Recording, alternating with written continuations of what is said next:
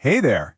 Ready to finally master some of the most useful and sometimes tricky words in English?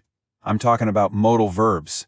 Today, in just a few minutes, we're going to make can, could, must, should, may, and might your best friends. Stick with me and you'll be using them like a pro. Let's jump right in. So, have you ever had that moment? You're about to say something and you pause, wondering, wait, is it may I or might I? It's a super common question, and it's exactly the kind of thing we're going to clear up today. We'll start with the basics, what you can do and what's possible. Okay, first up, let's look at the verbs that deal with ability and possibility. You know, what we're able to do, what we're allowed to do, and what might happen in the future. So for this section, we're focusing on 4 of them: can, could, may, and might. Let's kick things off with the most common one, can. Think of it as a multi-tool.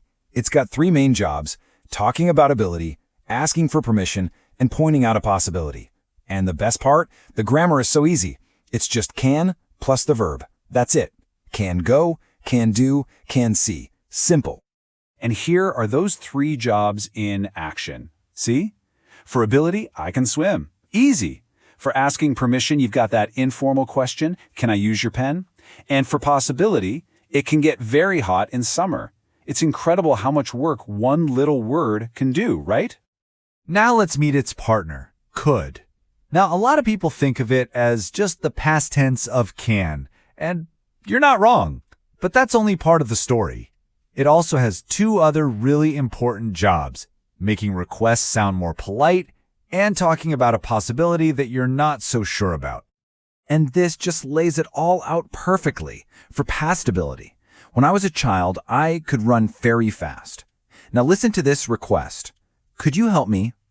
It just sounds a little softer, a little more polite than can you help me, doesn't it?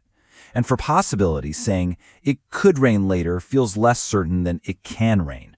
It's all about that subtle difference. Okay, let's tackle the duo that often trips people up: may and might. Now, their main job is to talk about possibility, but here's the secret. It's all about how certain you are. And just remember, may pulls double duty. It's also used when you want to ask for permission in a more formal way. This chance scale right here, this is the key to everything. Just think of it like this. If you say it will rain, you're basically 100% sure. If you say it may rain, you think there's a pretty good chance, maybe 50-50 or better. But if you say it might rain, you're way less certain. The possibility feels weaker. See, it's a really simple way to remember which one to use. All right, let's switch gears. We've talked about what's possible. Now let's talk about what's necessary. This is where we get into giving instructions, from really strong rules to just friendly advice. So let's break down the huge difference between must and should. First up, we've got must. Think of this as your power verb. It is not a suggestion. It's for a strong obligation, a rule you absolutely have to follow. It's also used when you make a logical guess, like he's not answering his phone, he must be busy. And then there's should. Now, if must is the boss, should is your helpful friend. You use should to give good advice or to recommend something. It's not a rule, it's just a really good idea. You also use it for expectations, like I ordered the package yesterday, so it should be here tomorrow. Putting them side by side like this makes the difference crystal clear. You must wear a seatbelt. That's a law, right? It's totally non-negotiable. But you should drink more water. Well, that's just some solid, friendly advice. One is a strict rule, the other is a helpful recommendation. That's really all you need to remember. Okay, so you get what they mean now, which is awesome. But knowing how to use them in a sentence is just as important. So let's go over 2 golden rules that will help you avoid the most common mistakes, like forever. Okay, mistake number 1. This one is huge. It is so tempting to add the word to after a modal verb. I get it, but you just don't. It's never I must to go, it's just I must go. The modal verb connects right to the next verb, no to in between. And here's the second trap everyone falls into.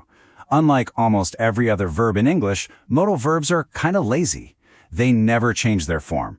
There's no S for he, she, or it, so it's never he can swim. It's always he can swim. Simple as that. So let's lock these in. These are your 2 golden rules. Rule number 1, never, ever use to after a modal verb. And rule number 2, modals are like rocks. They never change their shape. No S, no ED, no ING. Can is always can. Must is always must. Got it? Awesome. All right, enough theory. You've learned the rules, so now it's time to put what you've learned to the test. I'm going to show you a sentence with a blank. Try to say the right answer out loud before I show it to you. You ready? Let's do this. Okay, first one up. Blank, you speak Spanish? What's the missing word? Think about what this question is really asking. And the answer is can. Can you speak Spanish? Of course. We're just asking about someone's ability. Nicely done. All right, next one. You blank stop. This is important. Which modal verb do you think fits here to show that this is serious? Yes, you got it. It's must. You must stop. That little clue at the end, this is important, tells you it's a strong obligation, not just a friendly suggestion. And for our last one, I'm going to give you a slightly trickier one. Blank, I ask you a question. There's actually more than one option here. What do you think? Aha! It was a bit of a trick question. Both could and may are totally correct here. Could I ask you a question is super common and polite. May I ask you a question just sounds a little more formal. Either one is a great choice. And just like that, you did it. You now have all the tools you need to use these 6 powerful little words with total confidence.